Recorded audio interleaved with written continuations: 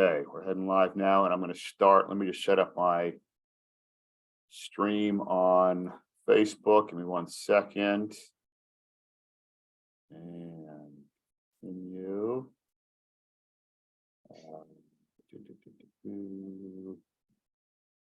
Try logging in again. This is what happens to Facebook. 1 second.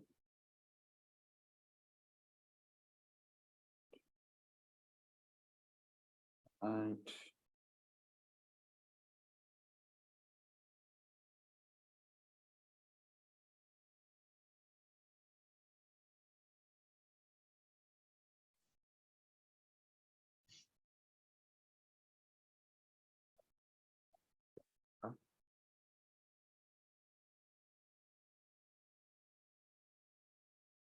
Okay, we got some people connecting here. Hold on, let me get to my YouTube as well.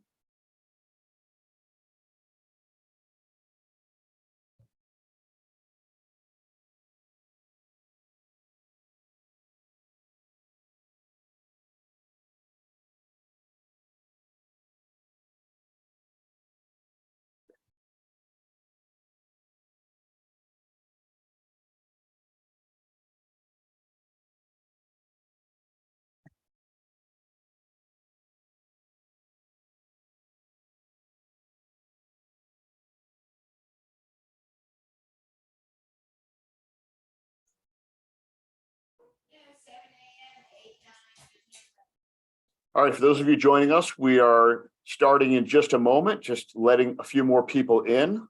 We have Matt Derby here. My name is Josh Shine with Trius Lending Partners. Just give us another moment and we will start off our presentation.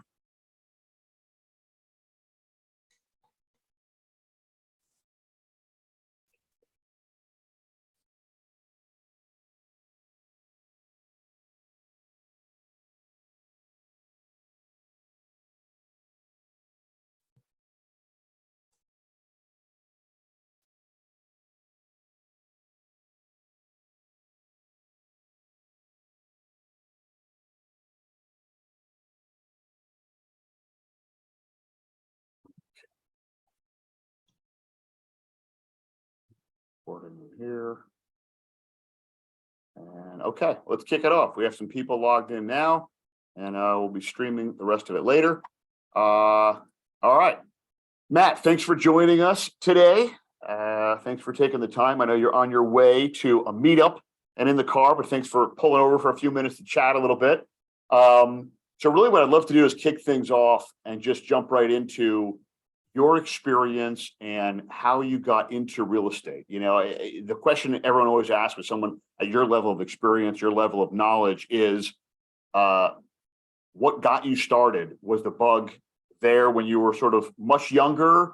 Did something trigger the bug? What was it? So let's just start off with that. What got you into real estate in the first place? Yeah, Josh. Again, thanks for having me.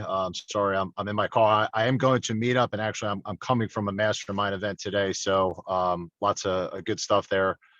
But yeah, I always kind of had, I think, a little bit of an entrepreneurial thing going on. I got into mortgages coming out of college, and I had a really pretty good run doing them, well over a decade, 13, 14 years doing that, and you know, I really kind of got, I guess, the bug from as I would say the majority of people do. You know, you start seeing the stuff on HGTV, you see, you know, the ridiculous stuff that's not even remotely close to being reality. And it's like, oh yeah, that's cool. Obviously real estate, you know, there's that old meme or whatever, you know, everybody connotates real estate with wealth. And obviously there's a lot of truth to that too. But really, I guess kind of what finally led me down the path is really kind of two things. A good friend of mine, his brother-in-law started buying a lot. He's still in the Baltimore area. He owns, I think, about 700 plus units. Wow. And he started buying right after the Great Recession that we saw, I guess about 15 or so years ago. And he was like, man, you know, I mean, they are giving houses away, just giving them away for like $25,000, $35,000, which obviously, you know, right now sounds like, You talk Incredible. about a $25,000 house. Yeah. It probably doesn't have Yeah. a roof, or I mean, Right. it's probably not really even a house. It's just kind of some like stone and lumber that's kind of just in a pile. Right. But he's like I'm buying these houses for like 25,000, and I'm getting like $2,000 a month in rent. It's just nuts. It's insane. So that was kind of the first thing. And then I met my wonderful wife, and I knew nothing about construction. So I think that kind of held me back for the longest time too. I'm still not handy to this day. I know a good amount from construction by going through the motions on a lot of these, but my father-in-law knew everything, and my wife kind of nudged me. She's like, just do it. My dad will he'll help you, so she kind of pushed me, and it was exactly what I needed. So we actually, all three of us together, kind of knocked out Wow. the first renovation that we did, and we were kind of off and running. So it's super surprising. The spouse, significant other slash partner is in a lot of stories I hear sort of reticent and sort of against the concern or the stress or the anxiety of it all. Sort of like, do we want to do this? Is it worth the risk? Great to hear that there was such a supportive environment. So run me through that first deal. What year was this? Where'd you find a place? How'd you find a place? Was it a flip or a rental? What was sort of the plan going into this first deal? Yeah, so it was 2014. Um, found the deal. It was a foreclosure and REO right off of MLS, right in the heart of Canton. And I knew Canton Nice. really pretty well. I bought the first property I ever lived in was in Canton. Okay. So you were So in that area, knew the Canton area. You understood it. Yeah. yeah. I mean, I certainly had long been removed. I moved kind of to suburbia before 2014, but I was still obviously familiar with the area. Liked Canton, it's a nice area. So grabbed it off the MLS, and again, he kind of took a shot at it. Really had no idea what any sort of numbers. I knew what the back end value, or I thought what it would be, but my father-in-law, we went to see it because back in the day you actually could, you actually had a little bit of time. You could actually buy houses off the MLS, and you could Yeah. actually go look at them, Right. Right. and you didn't need to make a decision in 24 5 seconds. minutes. Right. Right. Yeah. So, but he was like, yeah, he's just kind of that guy where like nothing is kind of too big for him, and he was like, yeah, sure, we'll knock it out. And again, I had not a clue what the renovation number looked like, but he's like, yeah, I can do most of this. And if not, I got a guy for it. And, again, it was just like, all right, fire away, let's go. So this your intention was a flip on this from the beginning, or a It hold? was, yeah. And we Okay. did successfully flip it. Yeah. So I kind of cut my tooth on actually doing flips.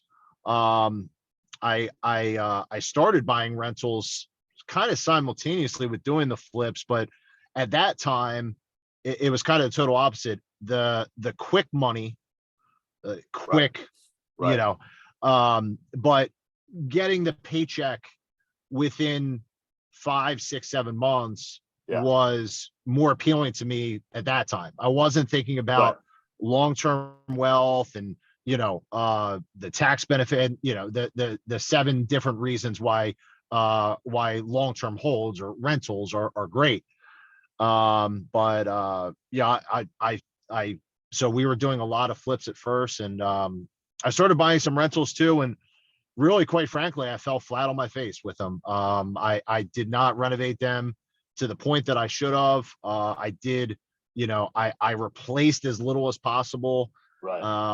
And I quickly realized that, it's not that you need to replace everything, but The important stuff. I mean, yeah. I mean, and if you don't replace it, you've got to, kind of you've got to set money aside, or, you've got to be comfortable with the fact that if that roof or that furnace goes out, and it's a very likely chance that it will in the next year or two, don't be surprised when that happens, and have a plan for it financially if and when it happens as well. And we were making good money, or I was, and we were doing pretty well for ourselves. But even still, when you have a couple of roofs and a couple of furnaces go up in a Yeah, it month, adds up. Yeah.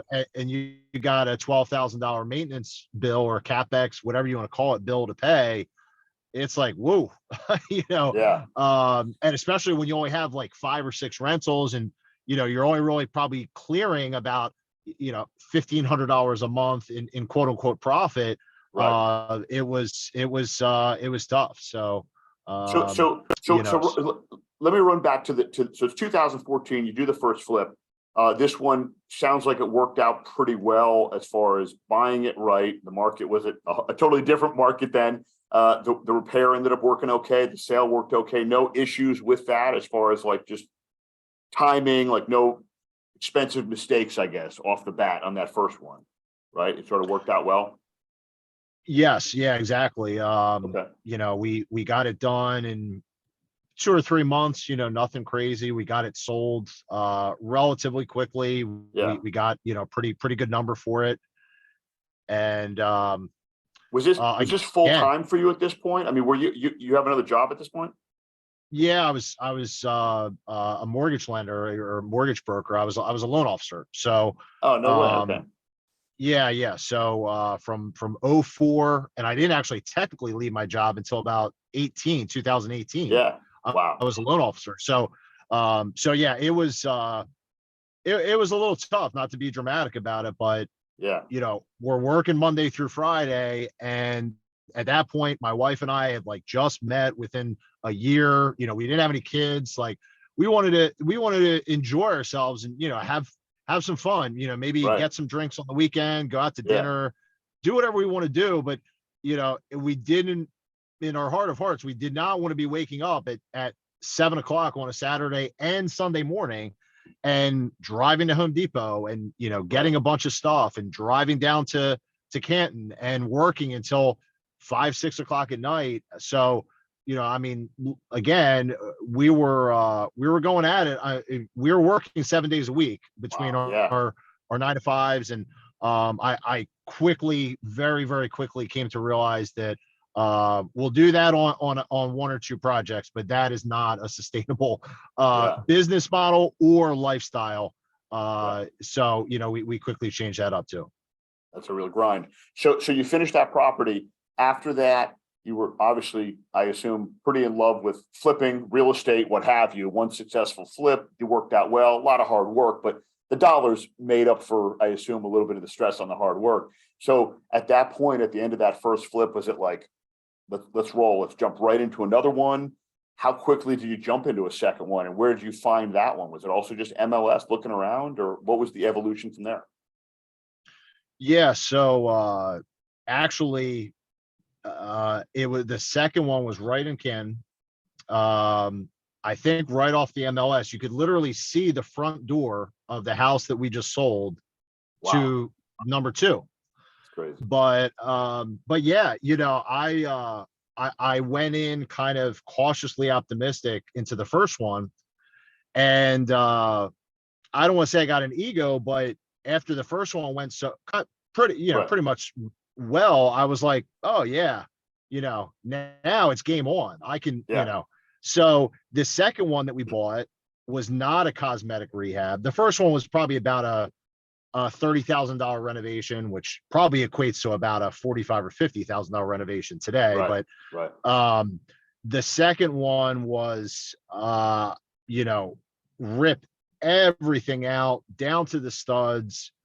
100, almost $150,000. It would be a $200,000 Wow. rehab today.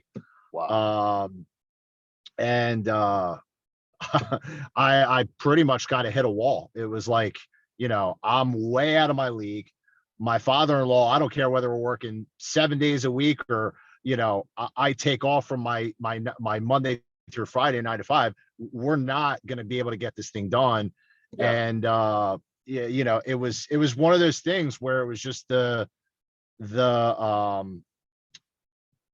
just so many lessons learned. It's kind of a cliche, But man, did I learn a lot. Fortunately, we bought it with some private money and a lot of cash. Yeah. So I think we actually it took a year and a half on that second one. Wow. Whoa. And I was, Yeah. yeah, I was handcuffed. I had all my capital in there. So, I was chomping at a bit because I wanted to do more and more and more and multiple projects. And I knew that it just wasn't it. So, but yeah, I ran into some contractors that, faked their families' deaths. All the stories came about from that guy. Um, but we got it done and on to the next one after that. So you were exclusively on that one, obviously during that time. So that was a pretty long run, I assume. You weren't able to grab other properties because you were tied up in that one during that year and a half. Is that pretty much it? Just that? Yeah. I mean Yeah. that, pretty much. All consuming. I think, Yeah.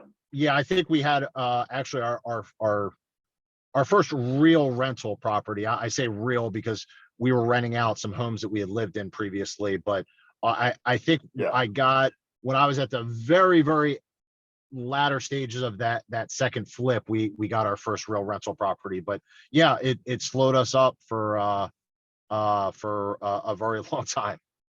So it's funny when I talk to a lot of people in these kinds of situations, or just new investors that we work with, or seasoned investors, that nasty learning experience on the first, second, or third one. Pretty much everyone has it on the first, second, or third one. Becomes a blessing in disguise. Better to learn it early. Better to learn the pain early. It sort of toughens you up and allows you to continue on. And having learned a ton, is that the way you feel about it in hindsight? And even then, at the time, being like, all right, we're through this. Maybe you didn't even make money on it, but we learned a heck of a lot about what to do and what not to do and how to be safer and smarter the next time. Or was it just bad luck? Where was your head after that, I guess? Yeah, no, I mean, I definitely was not knocked down at all. I was like chomping at the bit to get back in the ring. Yeah. And, and I'll tell you, I actually did not apparently fully learn my lesson because Yeah. I subsequently ended up doing like 3 or 4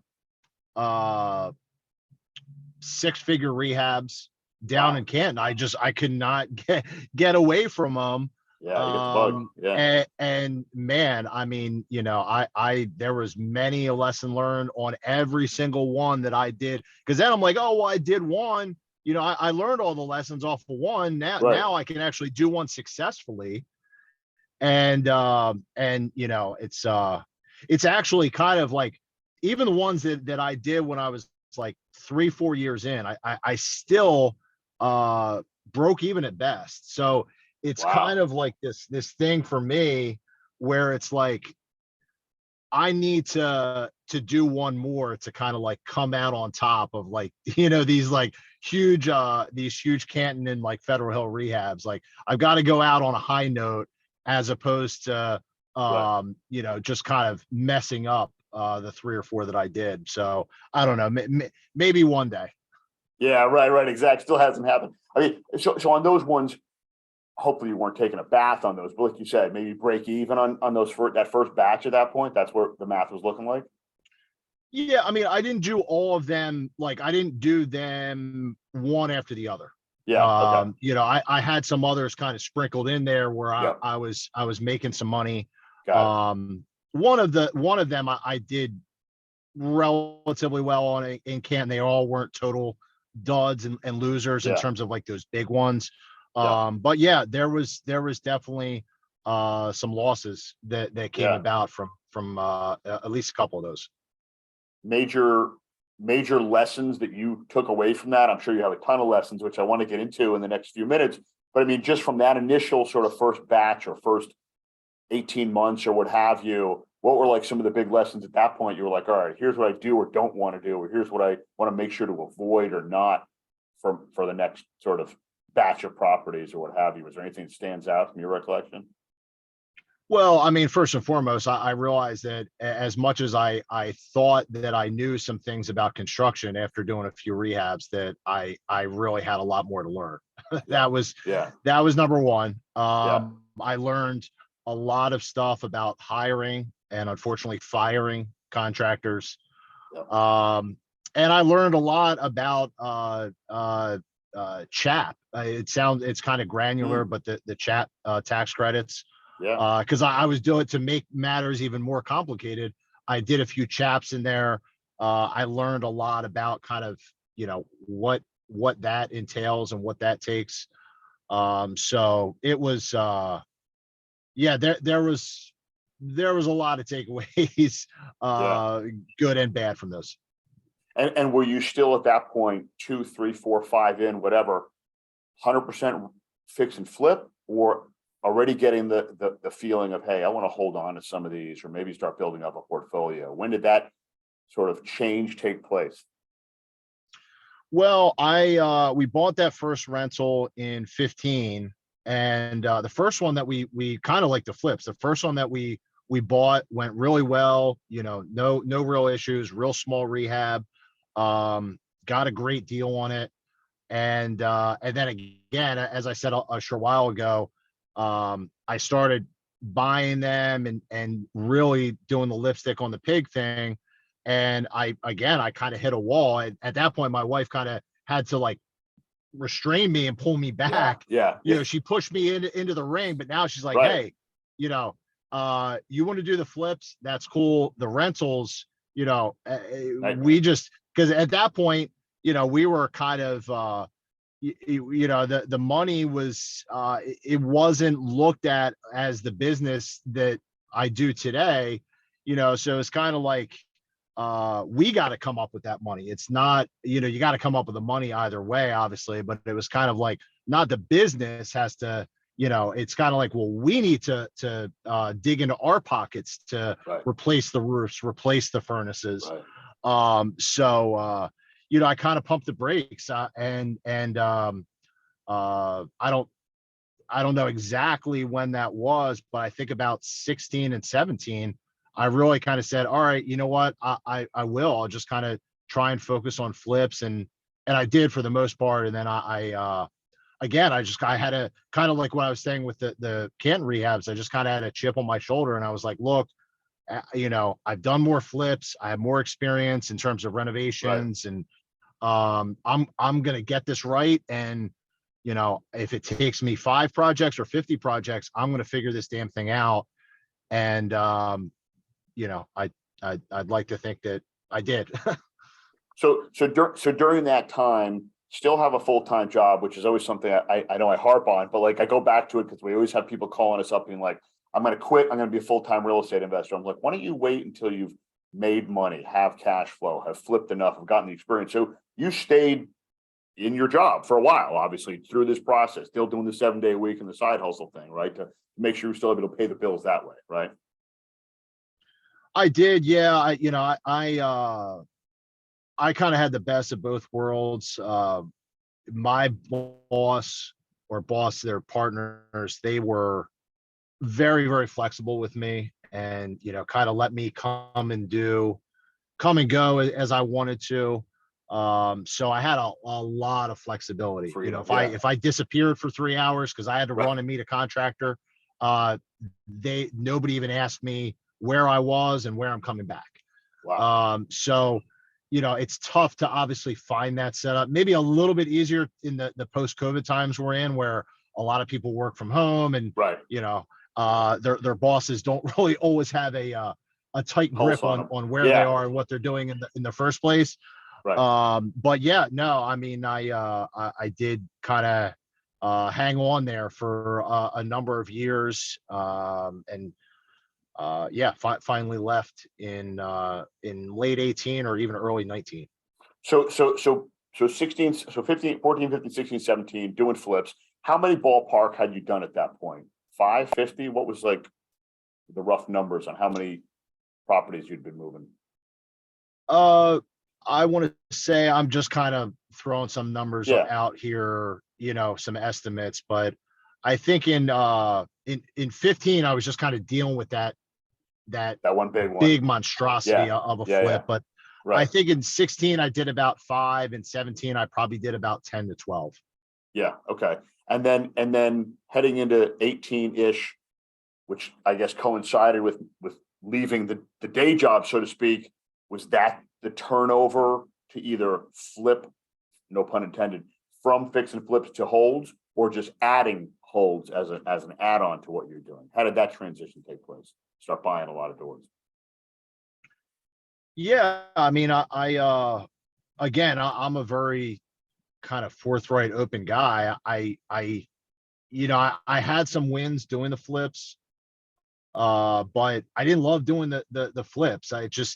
Um, it just kind of, I'm like a go, and I think that flips, especially back then, because you didn't have the market that we've seen the last few years. Right. You had to really put a great product out there, and there was a lot of kind of finesse and small details, and I'm not a small detail guy. I'm kind of that quintessential like visionary type of guy, where I like to just kind of, I like to think about the big stuff. I don't like to Yeah. think about, what we're going to do in that bathroom, and, this little wedge, and all that stuff, so, I kind of said, I want to do the rentals, because at that point I kind of flipped the switch and really kind of started to appreciate long-term wealth, building equity, again, all of the benefits of the rental, the residual, not passive, the residual income that Right. comes from rentals. And I just, so it was kind of, yeah, it was, again, really a true flip of the switch. It was like, you know what, I've done the flips. I've done some good projects, I've done some bad projects, but you know what, I kind of want to put that behind me, and let's get going on the rental side of things. So how did that process go? What was that? I mean, cold turkey stop on flip? Were you just like, that's it, I'm done, I'm going to finish what we have now, not do any more? And then what was the move to say, okay, now I'm going to find turnkey places and or do a different kind of renovation and just start holding them? What was like, how did that all happen, I guess? Yeah. So there for a little while, I was kind of doing both, which Yeah. word to the wise, it's not to say that you can't do both, because certainly a lot of people have done rentals and flips in the past, and have had Yeah. some success. But I started buying projects as a rental, then it would turn into a flip, and then or vice versa. I'm going to buy it as a flip, and then I'm just going to rent it out. And um, you know, while there's some truth to the fact that it's nice to have multiple exit strategies, I think you really got to have a clear, defined plan. Yeah. And yeah, okay, again, if you want to have a secondary exit strategy, but don't just go to that on the turn of a dime, or just like, oh yeah, you know what, let's just rent this thing out. Yeah. If you really have to go down that route for whatever reason, unfortunately, probably a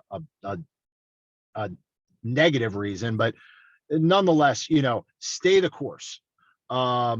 Again, great to be able to, if you want to say, hey, you know what, I'm just going to sell this thing because I'm over budget and I got to get the money back out of it. Okay, that's fine. But so I was real kind of wishy-washy on a lot of projects, which is not ideal, again. But yeah, I was doing a little bit of both there for I don't know, maybe a year and a half. Yeah. And then as you started to build up that those doors for holds, were you managing it yourself? I know you manage now, which I want to get into everything you're doing now, but at that point, were you having someone else do it, or were you self-managing? How was sort of the process moving forward with sort of growing that for you? Yeah, so I was managing them myself. I was Okay. a one-man band. I was just kind of running myself into the ground. Wow. It was like, all right, well, the first 5 or 10, I'll just manage myself. Yeah. It's no big deal. And I just I should have made my first hire probably years before I did. Yeah. But I was doing it all, construction and project management, acquisitions, property management. I did sub out tenant placement, but Okay. it was I was just, again, I was doing everything start to finish. Wow. That's pretty crazy. And was this, so this is whatever, I guess, 18, 19, 20, even heading into recent times, was this sort of buying spree of portfolios or just one at a time, just house by house, door by door? Most of them, I mean, I bought a couple small portfolios, like a 5 property and a 12, but Yeah. outside of that, it was just singles, just, one here, Wow. one there. Back in again, I know some people may not remember or may not have been in the industry, but you actually used to be able to find some decent deals just Right. right off the Yeah. MLS Yeah. Right. for rentals. In fact, if they were anything remotely like today, like they were back then, meaning the numbers didn't change, they'd be the best deals in the world. Right. But yeah, it was just kind of, add another one, add another one, add another one. Was there a strategy to zip code, geography, location, Section 8, non-Section 8, or was it just find a good deal? Was it sort of open-minded or more of a concentrated approach to specific details?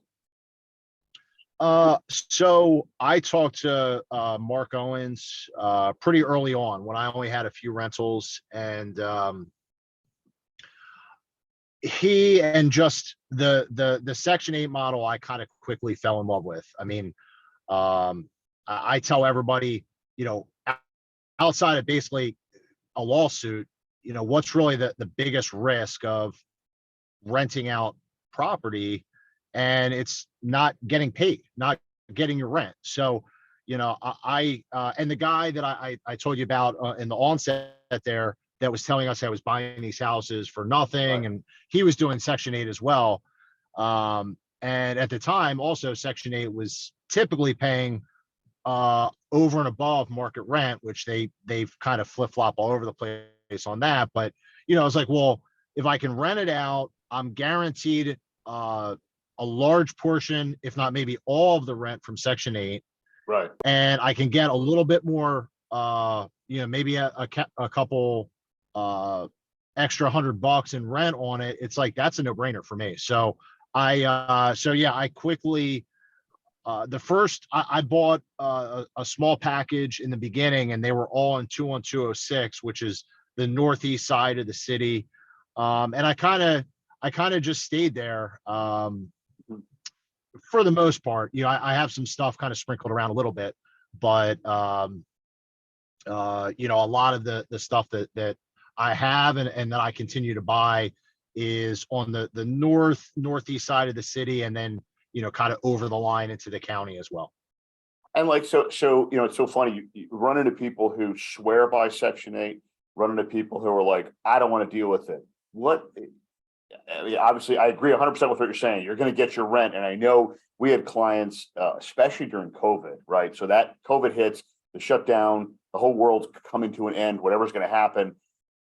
People at Section 8 didn't lose a night of sleep. People who didn't have Section 8 ended up being okay. But at the front end, they're like, what if the world comes to an end and I don't get paid at all? Obviously, you didn't have that stress because you're Section 8. But when you hear from the people, and I'm sure you do, I would assume, who say, I don't want to deal with that mess, or what's the complaint that people have? What went wrong in your estimation and your experience with someone who got burned in Section 8 or is against it? What are they missing, or what are they doing wrong, or what did they mess up?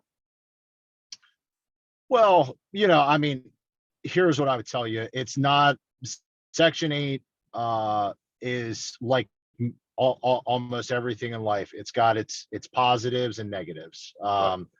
It's not all rainbows and unicorns for sure. Yeah. But especially too, with not only the pandemic, but then also the fact that in order to evict somebody, you Right. needed almost a year. Yeah.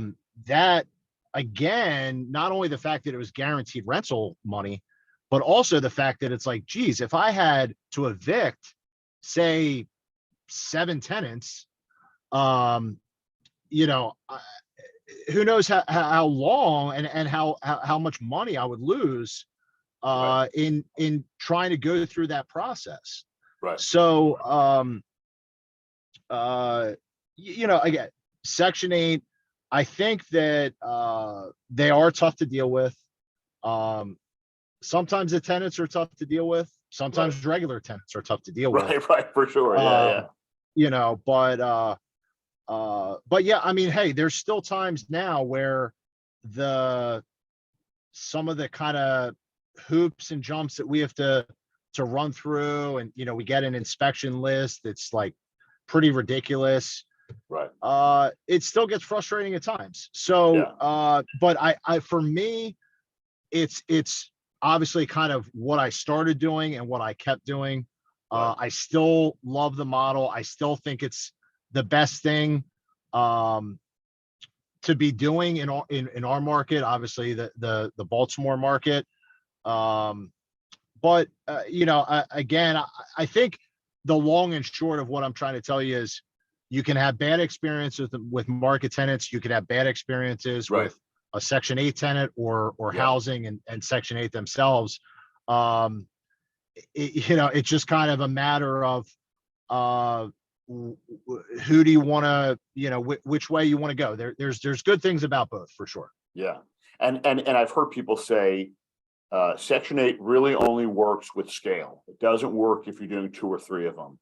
Is that true in your experience, that the scale, that the size is really essential to reducing the issues and increasing your chance of success with Section 8? Yeah, I mean, for sure. Section 8 is one of those things where you got to kind of figure out how to kind of navigate the beast and bureaucracy that Right. Section 8 is. So Right. if you have 1 or 2 units, it takes a little while, Yeah. to really kind of figure out. I would strongly recommend a very good tenant placement company Yeah. that deals with Section 8, which is Right. fortunately what I was fortunate enough to, kind of connect with or align with. That helps a lot. But still, and I, I mean, this is maybe a little bit conspiracy theory, but the more units you have, I think you kind of have a little bit more power with Sure. Section 8 as Yeah. well, Yeah. even though, Yeah. of course, they would I'm sure deny that Right. until they're red in the face. But Yeah. yeah, it's a little bit of, it's kind of like a mountain. You gotta work your way up that mountain, and it's time and effort and energy, and then hopefully you kind of get to the top, and walking down that backside of the mountain is certainly a little bit easier. Right. For sure. For sure. Now that clout matters when you get to that size scale, or you're seeing a lot of the inspectors or calling the same people at the office or whatever it might be. That makes a difference, I think, in anything, certainly in Section 8. Let's fast forward a little bit, looking at the time here. We're trying to be done no later than 6, maybe a few minutes beforehand. I know you got to run. Fast forward to sort of, so we did the flips, transitioned away, got into Section 8, got into rentals. Now we're in November of 22. In the last maybe 6, 9, 12 months, you accumulated, and during those last few years, an enormous number of doors, all Section 8, cash flowing well, other businesses as well. I guess run through maybe the big picture, and we can get a little granular on it. And then I want to get into some advice for new people who we always have listening and watching and following up, for some advice from them. But before that, just what is your world look like now as you built it to where it is today? Yeah, so it's kind of been a wild ride, of course. But I have 4 great employees that work for me, and do a great job for me. We're right around 182, 103, Wow, 183 units right now, it's great. of which I think about 162, or we have about 162 or 163 tenants. The other ones are either under construction or going through the inspection phase. Somewhere in that build up to being tenant occupied. Yep. But so we'll end the year probably not certainly not at 200, but probably just shy of it. As I told you before we went live, it's Yeah, kind of a crazy closing month for us. So we'll be in the 190s that's to great. close out the year. But yeah, I'm kind of branching out a little bit. I'm doing some educational stuff, or doing the 2-day workshops, and So run um, through that for a second. Let's plug that for a second. So this is a training class, a mentorship class. What exactly is that? Yeah, so it's a soup to nuts, A to Z. I show you, give you, tell you everything that kind of I have learned and done, and how we do things in every aspect of my business. So Yep. it's marketing and acquisitions, it's dispositions, transaction coordination, hiring, contractors, construction, all the stuff that goes into rentals, on deal underwriting. And a lot of it is really uh, three or three or four, probably almost half of one of the days is really just about general business building and kind of mindset expansion. Because I just, you're just not going to really build a whole lot in a literal fashion until, I'm a big believer in the fact that your mind has to kind of take you to where you want to be before you actually can, the rubber meets the road, and you Yep. do it. You have to believe you can run the 4 minute mile before you actually do it. And Right. there's actually a lot of truth to that. Um, because nobody ran a 4 minute mile for like the longest time, and then Right. somebody did, and everybody did. Yep. But again, it's no holds bar. Anything people want to discuss, ask me about. I just kind of try and give everybody the kitchen sink for the 2 days. So this is 2 days, a small group, from what I understand, right? Sort of a limited size, generally speaking. Yeah, 5, 6, 7 people. Yeah. Okay. And those 2 days. So if someone comes out of those, is it for a brand new person or someone who's done a little, or all of the above to sort of get to that next level? I mean, can I be from scratch being like, I want to get into real estate, I'm going to go to the Matt Derby class and learn everything I need to know? Or at what level should you be in, or does that not matter to go into that? Yeah, I mean, it's not really for brand new people. Okay. It's for people that kind of where I found myself, where in early 2020, I kind of went to a similar thing, Okay. kind of like a workshop down at in Richmond, at Frank Cava's office. He's a monster investor, probably one of the biggest and best, I would say, in the nation. And I just got a ton out of it. And I started doing marketing. I started doing hiring. And I very, very quickly went from being that crazy, self-employed, work, handle every little thing between paperwork and, to actually, it's for the people that kind of want to grow a true business. People that have kind of the one man band, maybe they have a partner, but Right. they want to kind of get out of the grind and, really kind of expand. And that's not to say that you have to be somebody that wants to go out and hire 2 or 4 or 6 people. It's not just about building a team, but it's really about people that have some experience underneath of them, and maybe have kind of hit a little bit of a wall, and maybe just kind of want some guidance or Yeah. education on how to kind of, I've come this far, but now I want to go this far, and The how do I next get level there? up. Yeah. And Yeah. this is it generally focused more towards people looking to be hold type business plans, right? Is that the focus, or not necessarily? No, I mean, not necessarily. That really the Okay. two things that the vast majority of people typically tell me why they want to come is for marketing, Okay. to direct to seller, which obviously you don't need to be a buy and hold guy, and for hiring. A lot of Got it. people, hiring is a very nerve-wracking thing. It's doing it that first time. I mean, Yeah. I remember I did my first phone interview at my house, and my wife kind of came in afterwards, and she overheard it and was kind of like, we What'd got you some do? things to work on here. I was HR. like, yeah. I think you're right because I don't think that was terrible, but Yeah, that is something that I've certainly never done before and yeah. probably could be a lot better at. So people looking for that, where do they go to check out the classes, sign up, learn more about it? Where should they click? Where should they look online for that? They can find me on Facebook under my and just message me. It can email me, Matt at my last name, Derby, and then RE for real estate, derbyre.com. If they just have some questions or want some more information on it. Cool, cool. And so right now you've got 170, 180, close to 200 doors. You're all Section 8. You're managing it yourself. You got the class. You're going to be doing, I think, some lending too. You're working on some stuff with that too.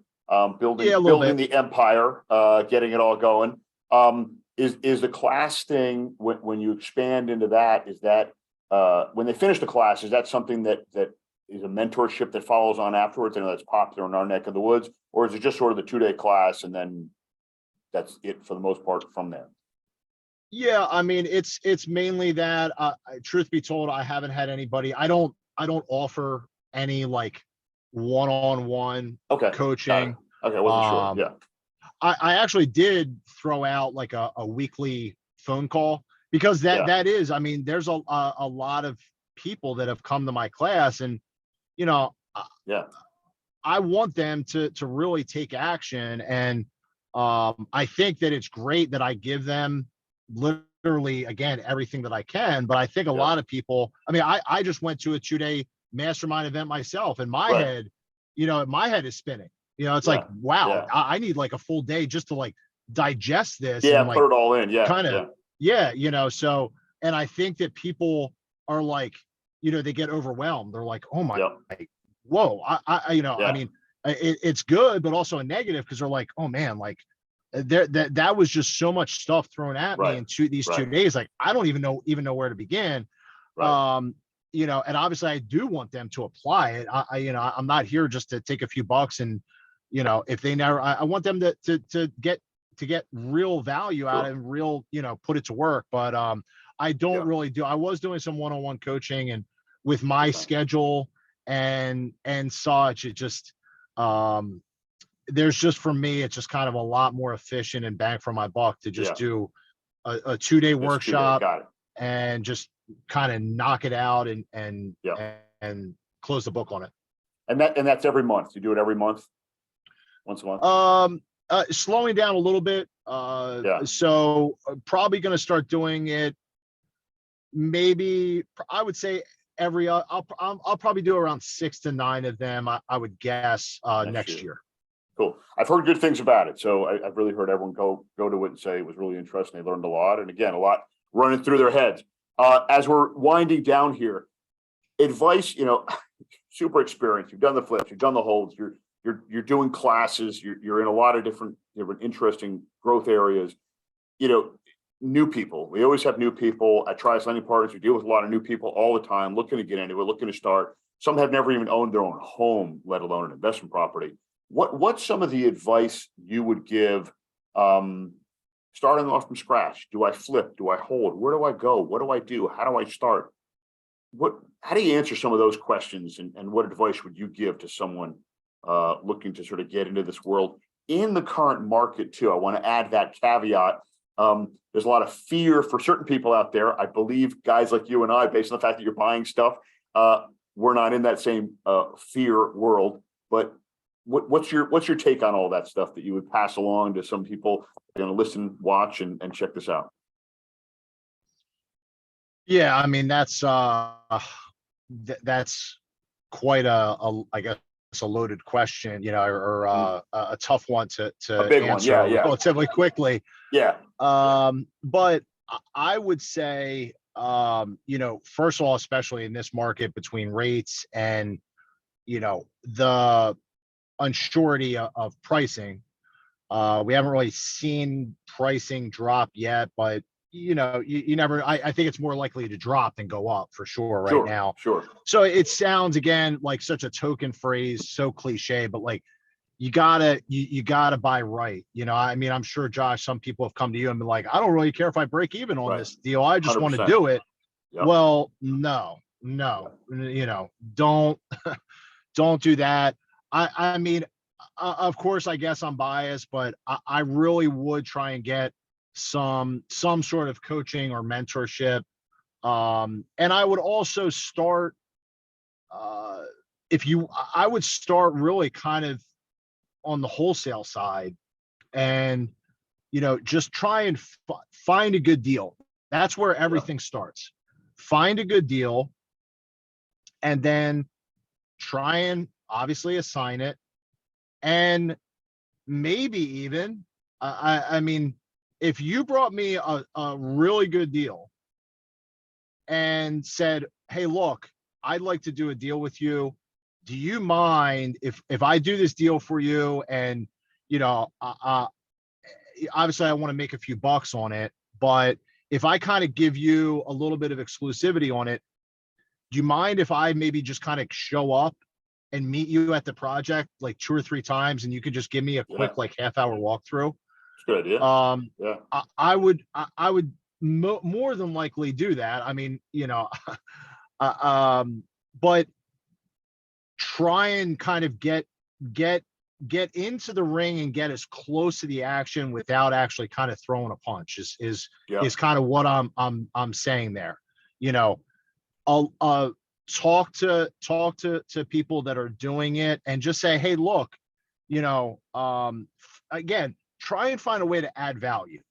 Don't I am kind of outspoken about the whole like, can I pick your brain?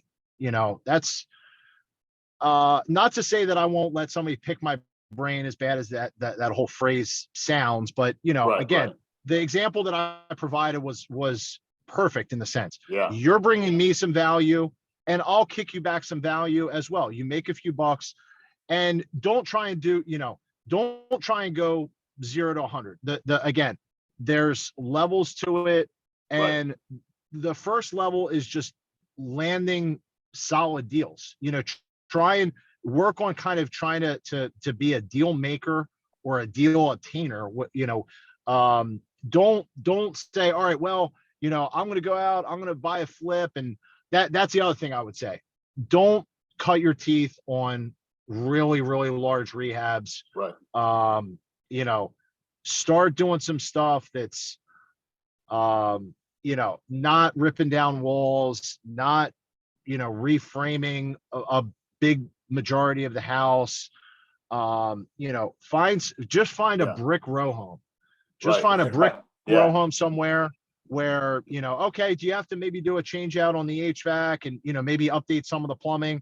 Okay, but don't go nuts and buy some like 2,500 square foot house with a Right. basement and, a $90,000 rehab, and just think, you're going to get through it. Cause more times than not, I did it myself. It's Yeah. not really probably going to end well. And without giving away whatever secrets might be in your class, where would you look to find properties? I'm brand new. I can go on MLS, but I don't know how much I'll find on there. Where do you start? What neighborhoods, regions, city, county? I mean, and we do get those calls, and I know I get those people on some of these Zooms and meetings. Like, where do I just start to find that place to wholesale, to find that contract to assign? Like, what would you say is the first step or two to even figure it out?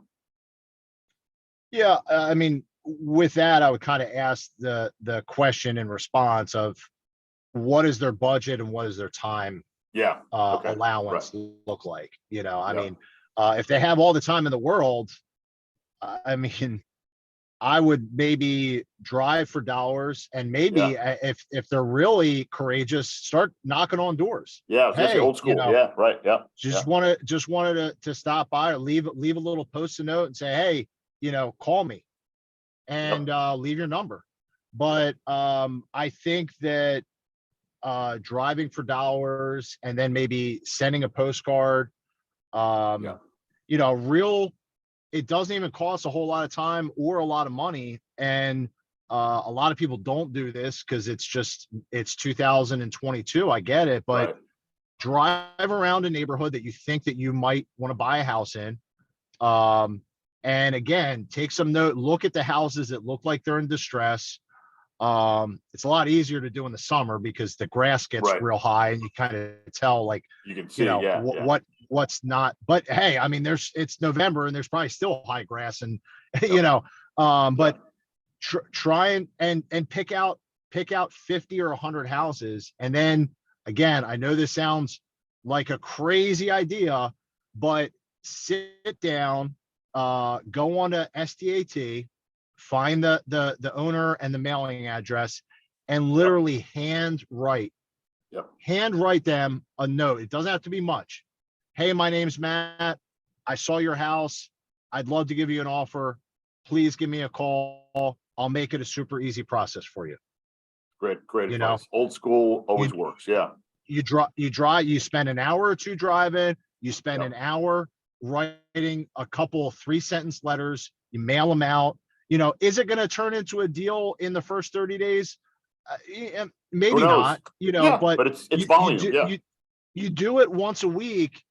And if you send out 50 to 100 letters once a week, after 3 months of doing that, you're going to have, you know what? I mean, you're going to have 500-600 letters out. And I'm Yeah. telling you, people are going to respond to a Yep. handwritten letter a lot more than they And the are a pre-done. postcard.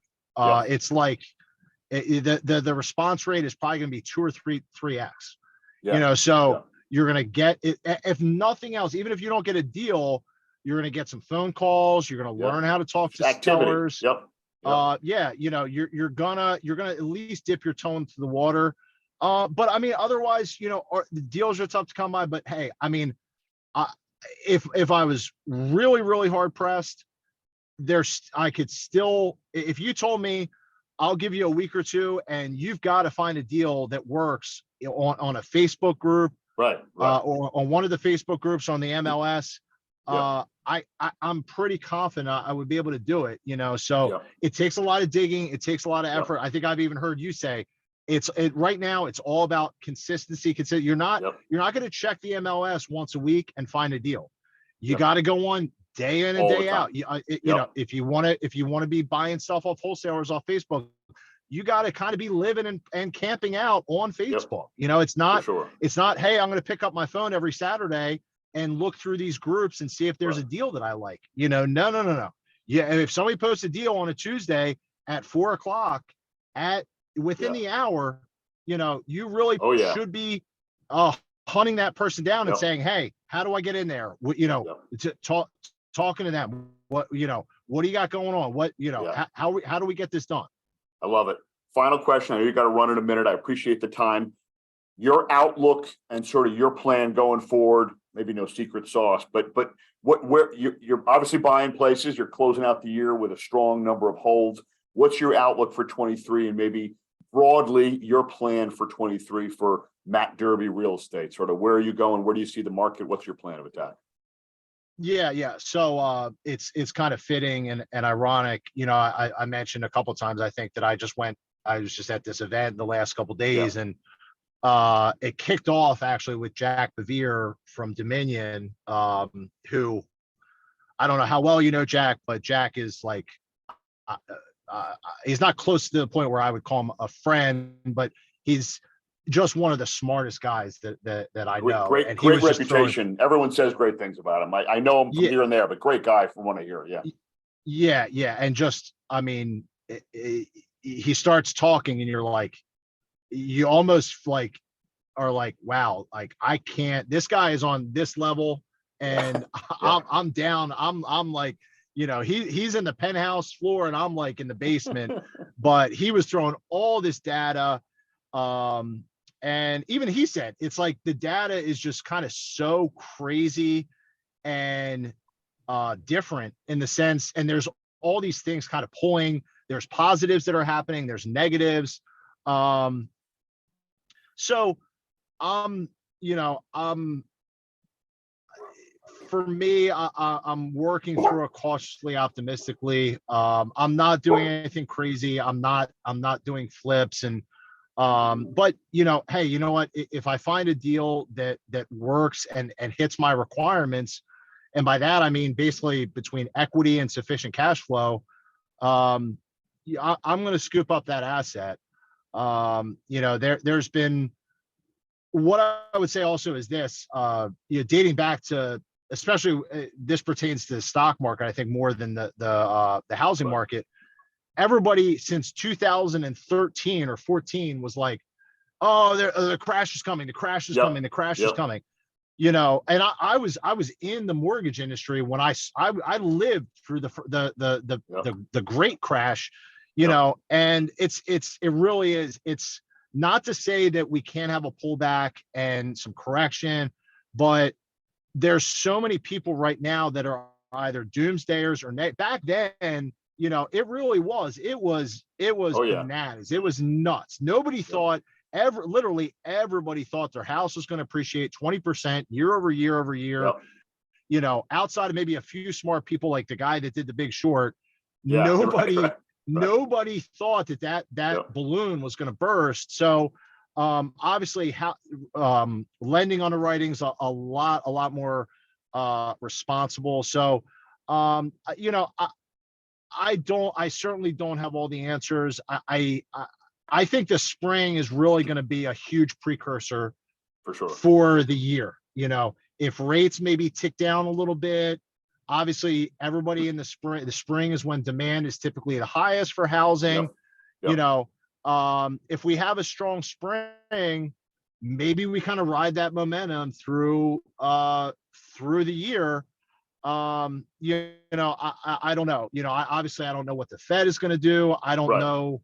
We don't know exactly what interest rates are going to do. So the long and short, and you throw all that into a blender. My answer, my feedback there is kind of, I don't know, but if I land on deals that work, if they work, especially at 8%, then I'm going to scoop them up. And hey, I'm not going to plan on it, but if I can then refi those things in say 3, 4, 5 years at 5.5%, then you're killing. Well, now I'm going from cash flowing 400 or 450 to 650. I'm going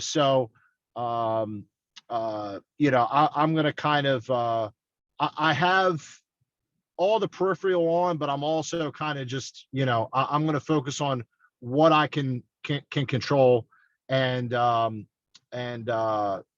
little bit more conservative with the underwriting.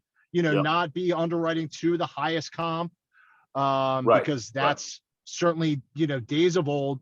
So making some slight adjustments to the conservative side, and, keep kind of rocking and rolling. Yeah, I love it. Great advice. And if you're a long-term hold guy, you keep on trucking, you've got the cash flow, you find opportunities, and you don't try to time the market. And that's always the best way to run this thing. Finally, Matt at derbyre.com. Is that what your email is?